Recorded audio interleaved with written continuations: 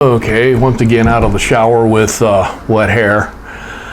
The topic for today that I want to rant about a little bit is just the change in philosophy over time. Just because it's intertied with religion, I'm going to have to mention religion along the way here. I don't want to go off on a tangent and get into the weeds on it, but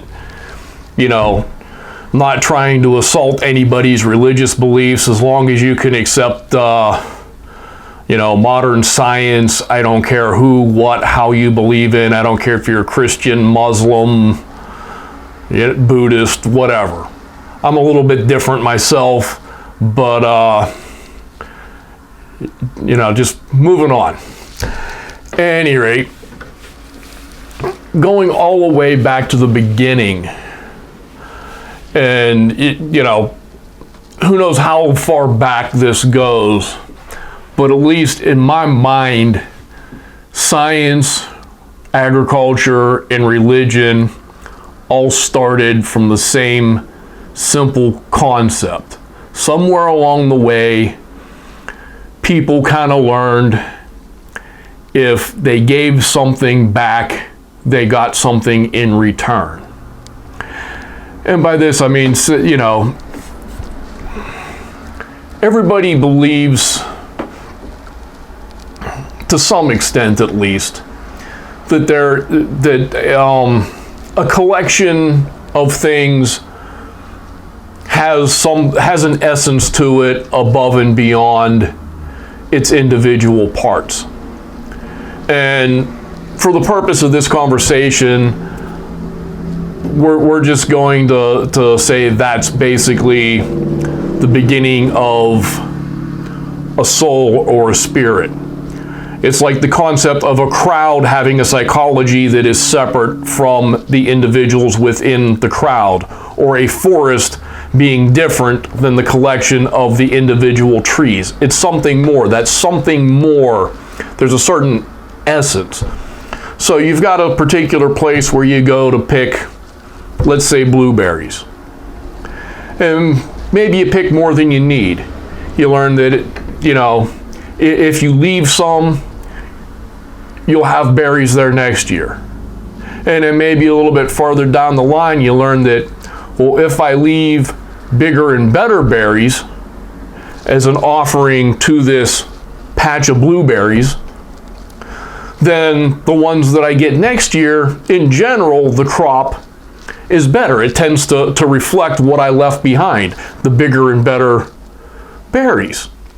And like I said, that's kind of the beginning of people figuring out agriculture, and it's also the beginning of religion in a way. Just, the giving back and offering to the spirit of whatever entity something. And that's a key concept that's been lost, even though we have a better understanding of what's going on in the cause and effect here, because I also mentioned science. Our ancestors, at least as far back as us being the species Homo sapiens, have had the same size brains. They can figure things out just as good as we can.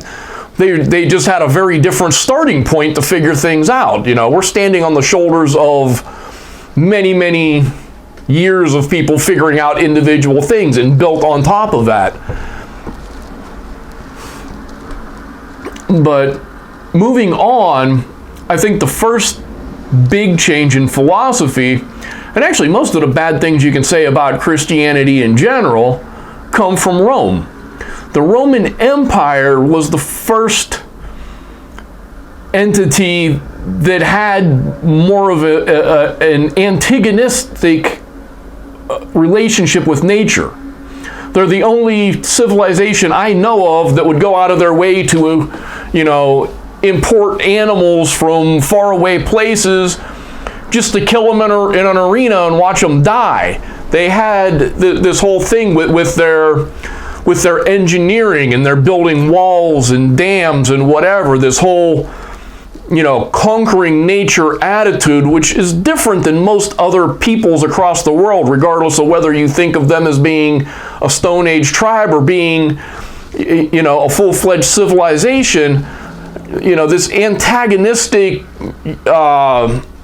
man versus nature attitude really, outside of maybe a couple of isolated incidents, just doesn't show itself as a philosophy, a policy. And then from there, Christianity came along. And medieval Christianity, which would basically be Catholicism, we're talking before the Protestant Reformation, the focus got even farther afield because all of a sudden the focus was on the afterlife. This world doesn't matter. This world isn't worth a shit. It's all about the next life. And back then they also had a thing about, there's a part of the Bible called the Beatitudes, if you ever read it. Blessed are the meek and the poor and the humble, etc., etc.